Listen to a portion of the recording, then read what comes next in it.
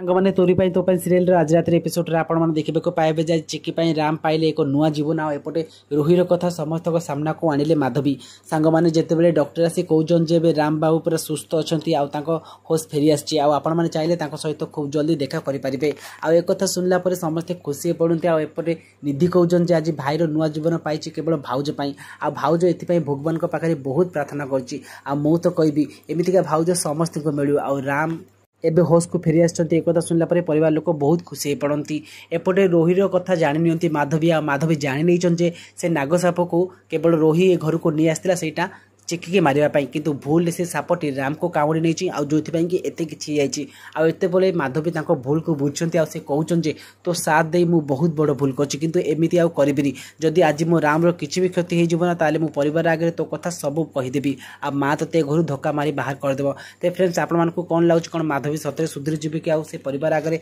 रोहित सब सत कथा कहीदेवे जदि हाँ ताले आमको येस बोली कमेंट कर लिखि जनातु आज वीडियो भल लगे वीडियो को लाइक करने सहित चैनल को नुआ आसले सब्सक्राइब करेंगे।